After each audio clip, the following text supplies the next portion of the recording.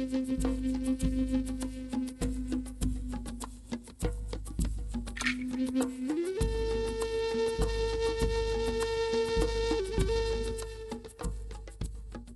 name is Denny. I'm from Eskasoni, First Nation. The part I live at is called Hamsibuk, and it just means across the bridge from the main area. It's the largest Mi'kmaq speaking community in the world, I would say. People are very hospitable. There's very many family units that are always together. I grew up with my great aunt. Her name is Denny, and she brought me up after my father passed away. Her grandfather was the last hereditary Grand Chief, John Denny. And she grew up with the her uncle was grand captain here, so she had a very how do you say that, strong family that believed in the culture and the language. So it was all passed down from generations. She even told me about the time our people go to an island here at, it's called Bodolodek, Manigu. Manigu is an island. So once a year they all get together and go to the island. Chiefs from all over the Atlantic come to get together there. They stay on the island next to it, and they stay there until they're welcome to the island. That was interesting. And then she told me when she was like my granddaughter's age there, when she was 6, she went to peek what was going on with the Grand Council, where she wasn't allowed. She saw them dancing. They would do the Niskawit. They call it Niskawit. They kind of do a little chant as they move into the where they're supposed to sit, and that was interesting to me. I've never seen that ever, so this was something that really was interesting. And then she told me about her life when she lived she lived close to the island. It's called Bodolodek, and they did a lot of cultural stuff where it was forbidden, like even hiding the games they were playing. That they thought they were doing something evil, so they were taken away. They were in their celebrations that went on, like they were really controlled. Like cops would come in and put a stop to those stuff like that. Okay, growing up with my mom, I called her mom, was very interesting. First part of my childhood, I didn't have a mother figure. My uncle took care of me. His name was Baksima. My mom was in the hospital, so I didn't know her until I could remember that first day I saw her was the day before I started school. Anyway, she would get letters from my grandfather, my grandmother's husband, her sister. Her sister was my grandfather's wife. Anyways, my grandfather would write letters to her asking her to bring this and bring that. So when she goes there, she would take all that stuff when she goes. So the letters that she reads, she would sound them out, like she would read them and she would sound them out. But she was very fluent after a while. Like, so I would pretend I would take the letters and I would practice what he had wrote. It wasn't the Smith Francis orthography, it was that Rand orthography, and the letters, like there was about 10 pages. So I get to practice a lot because he wrote a lot, and it was interesting. It was all in writing. It wasn't printing. It was all in writing. So when I started writing the Mi'kmaq orthography, I would do it in writing. I wouldn't print like everybody else was doing. It was funny.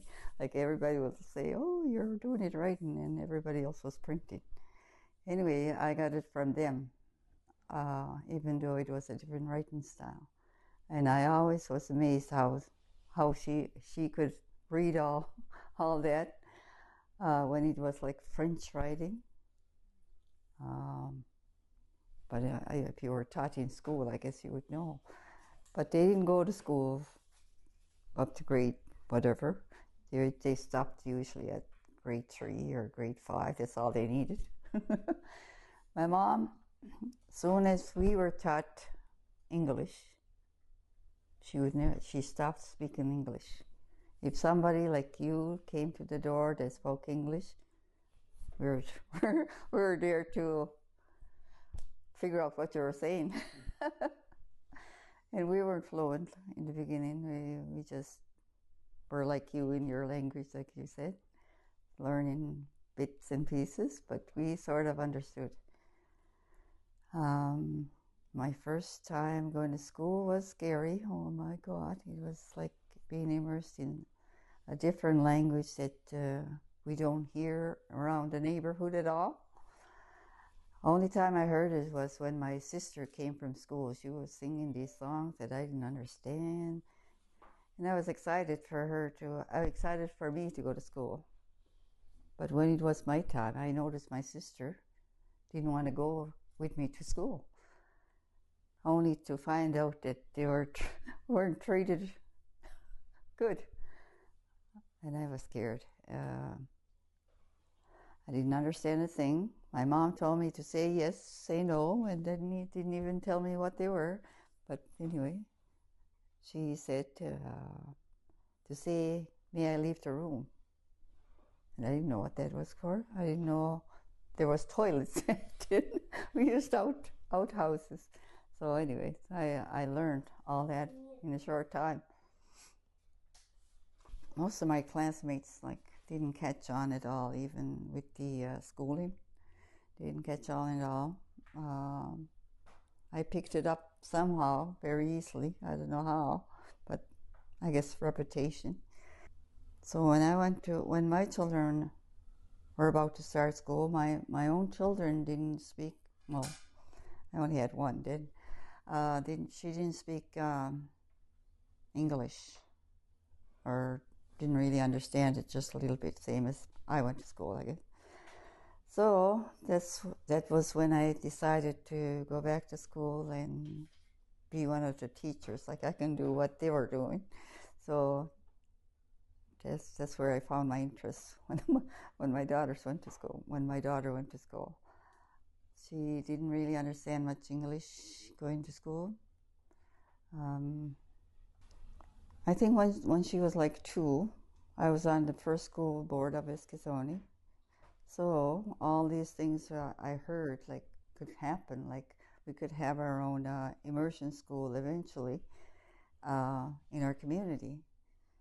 So when I became a teacher, I asked the admin if I could have students that spoke Mi'kmaq to be in my class, so I could, they won't lose that. But that didn't happen. I wasn't allowed to do that. So, and then it took 20 years for me to approach the school board to tell them, when are we going to start the immersion program? Can you send me to this program that I saw at St. Thomas University in New Brunswick? So they sent me with 2 other teachers. So we were there. About not even a year, she brought the program down so more teachers could be in the program. So we would have that many teachers. So we had a lot of teachers, but only 12 graduated from that certification for a course. And the ones that graduated didn't feel like teaching because it was so much work. We had to develop the curriculum. We had nothing to start with, so we just used the guidelines from the province. and adapted from there. So the curriculum, we were building our curriculum as we went along, like we were teaching. That was like extra work, but we were getting paid extra work.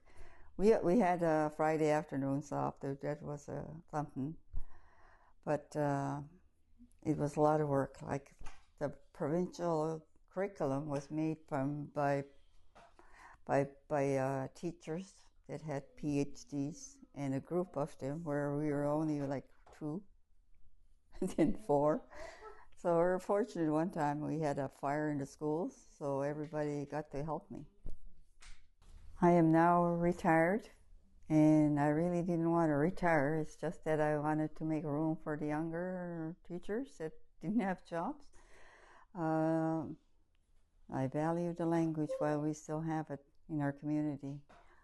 This is what I've been fighting for the last 23 years. 23 years ago, we had a little class.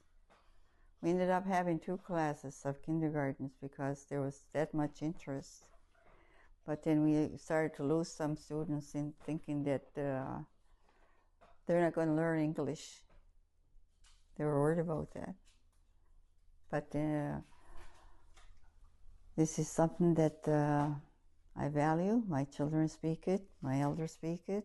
I grew up with elders, like since my mom was an elder, like much older than my mother, my biological mother. But so I grew up with old ladies talking. I valued their friendship, even though after my mom passed away, I got to visit the elders in other communities that she knew, and they taught me a lot of stuff like building, making baskets, what do you call that? Quill work, picking sweetgrass, all that I learned from them. I value that, and I find that I'm losing my elders, so I'm worried about that. I keep forgetting I'm an elder myself. I have learned a lot from our community members here, like Ernest Johnson and Clark Paul. We were making drums. My cousins, Sugar, she teaches Waltez, so I learned from her. I'm so grateful to learn what we have in our community. With the powwows coming, you see intertribal stuff, and a lot of times our little kids like the making dream catchers, which are not, they say they're not Mi'kmaq, jingle dances, all the other dances that we're not used to it. At the school that I was at, we made sure that the culture was incorporated. We made sure that there was waltz in the school, there was dancing. There was a theme that we did all year. It was on Gojwa. All the kids in the school were able to dance the Gojwa. You just tell them it's Gojwa time, they would dance the Gojwa dance. It was very interesting. And we always have resource people coming to our school to present this kind of stuff so our children will see it. And that's what's important to me, like for them to see what I saw growing up. And I don't see this much now because there's too much distraction, like games. And children are picking up vocabulary from those games. I wish we had games in our language. There was somebody that was telling me that they're going to be doing games like very much like the English ones, I guess. That would be interesting because that's where you would pick up language, like the movies. Even the movies, they would be able to talk about whatever, like so freely, like my granddaughter was doing. I tried dancing. As I got older, I'm getting rusty, so I mean, that's good. I bead, I do baskets, I pick sweetgrass. I sing. I try to sing as much as I can. I even made chants for our school. Like instead of following the nursery rhymes, they didn't read as much as they did to the Europeans, I guess. But so I just adapted the music. So I have a granddaughter that's going to sing for you. The first thing I thought about doing when we first started, like the English program has an alphabet song, so we needed an alphabet song. And our alphabet song doesn't have, it's not going to say A, B, C, or like that. It's going to be just sounds. So my granddaughter can sing that.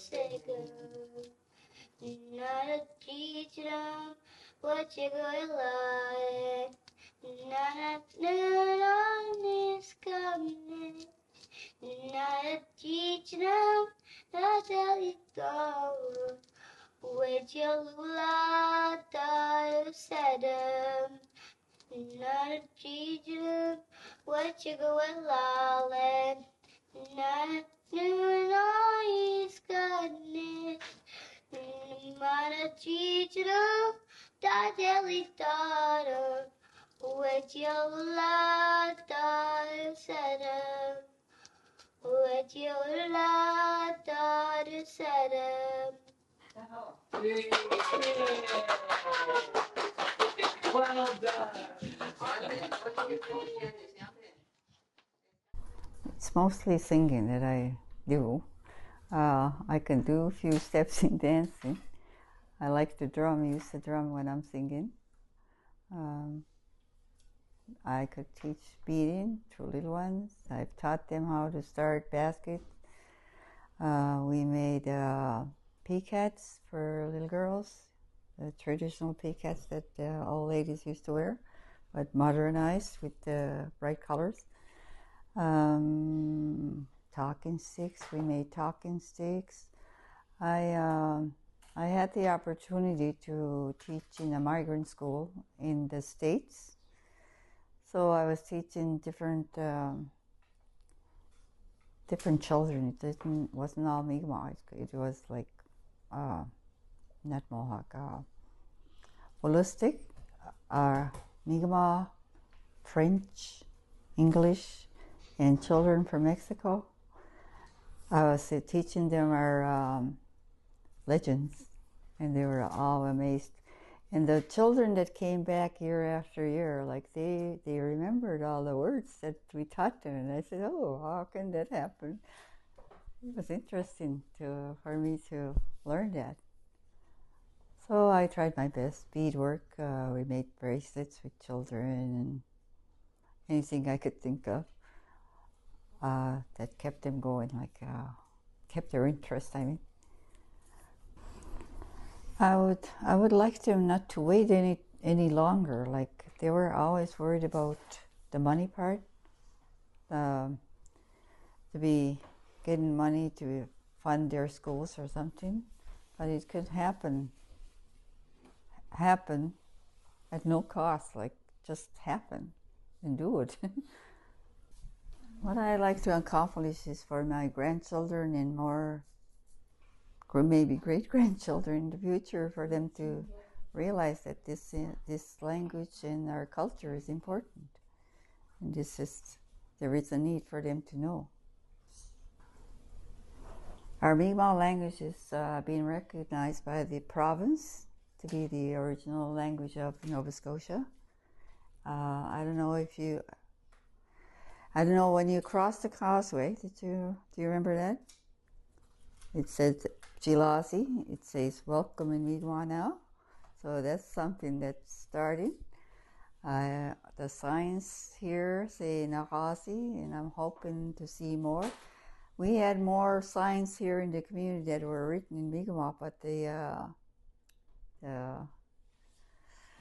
ambulances and those crews had a hard time reading them, so they changed them again. But this was something that was a start for us for our children to learn the Mi'kmaq. And number two, I don't know if you've been to number two. Anyways, their signs are in Mi'kmaq, more in Mi'kmaq. So this is something that we'd like to see to happen. So the Nova Scotia government will develop legislation with Mi'kmaq nations to present, protect, and revitalize the Mi'kmaq language. Work will start with the MK. MK is, we call it MK, is the Mi'kmaq Ginamadnoe, and they're in charge of the education, and it involves all the chiefs, all the Mi'kmaq communities, like around here, not just Nova Scotia. Most of the other Mi'kmaq communities rely on us for the information, the material. So when I first started with the immersion program, the curriculum that we developed, we didn't say it's ours, or we didn't copyright it. Right away we shared it, so we didn't want to be the only Mi'kmaq community speaking Mi'kmaq. We have a Mi'kmaq immersion school in Eskasoni. At first, it was part of the regular school that had 1,000 children. We had a little wing, but that wasn't enough because our children were out. When they go outside during recess, they were playing with other children. You didn't hearing Mi'kmaq being used because they were overpowered by the English. But our director saw a chance to. Our director saw an opportunity for us to have a little smaller school, and it's located away from the school, way at the other end of our community. It goes up to grade 4, where everybody there speaks Mi'kmaq. Bus drivers, janitors, the trades, resource people, everyone. And there at that location, there's a place for the elders to do extra work as you need it. Like if you needed more material, you just, or not, they just translate the material. You got to make your own material, and they do the translation. But it's very interesting. If you go there, it's a friendly place. We had all kinds of visitors come to that school to get material and just to see what's going on there. Like get some ideas so they could start their own. And I think there's more communities starting the immersion classes because they have the material and they can adapt what goes on in their own community. They don't have to follow ours all the time. Like they can, once they know how, they can adapt. I have helped a lot of people with the translation. Mostly it's my friend that lives in Newfoundland. She got me started helping her with even pronunciations. It's all the technology we have. Like you can record words for them how to pronounce, and so that's what I've been doing ever since I retired. And I just retired in October. I miss it, and hoping I probably will go back once I'm rested up. I love helping. Our Mi'kmaq Ginamadnoe has helped us in a lot of ways. Like they just ask us what we need, and they try their best to help us. So that school has so much now. They help the other schools as well. It's not just us, but I'm pretty proud of. We're pretty fortunate to have them at that time when we needed to. Okay, you can find these on Atlantic First Nations Help Desk. All the material here for to learn the language. These are all songs that I developed. My best one is the alphabet song. There's the alphabet song that we needed to when we first started. A, E, I, O, U, B, D, G, J, L, M, N, H, S, Y, Ya, Up, J, A, E, I, O, U. Wel nene manna gunu gwadigan keje lap giluk chinu gwasi. These were developed for the immersion program, but even the university students were using their material, so that was something. All the Christmas songs, a lot of them I developed. I adapted, I should say, into Mi'kmaq. I really enjoyed that. When I worked in the regular program, the regular academic program, every Christmas I made sure that my students sang in Mi'kmaq. There was one Christmas that we were told that we're going to do a play that we won't be doing the Mi'kmaq songs. And I said, oh, what am I going to do? Because this is my thing. Anyways, what happened was the music teacher got sick. We couldn't practice the play. We ended up singing the Mi'kmaq songs. It was something that, so for the 20 some years, I had the children sing in Mi'kmaq, even if it wasn't in immersion. If you don't tell me. Delhi, Sid, Scarlet. Marshall. Leowie. Abamwe. Ankit. Jan. Anuch. Gag. Okay. Chiganam. When Chiganam. Dax. My brother Dax. He's And Duem. That ik Duem. Both. Dat ik Duem. Both. And Samara. Can you go away? Kijk ze gauw in hier. Nee, maak je Joey. Okay. Near see. Ni monkey che. Ni na dawi monkey che. Nail double C snow na. Ni na dawi monkey che. Ni na dawi monkey che. Nail double C snow nine. That's good.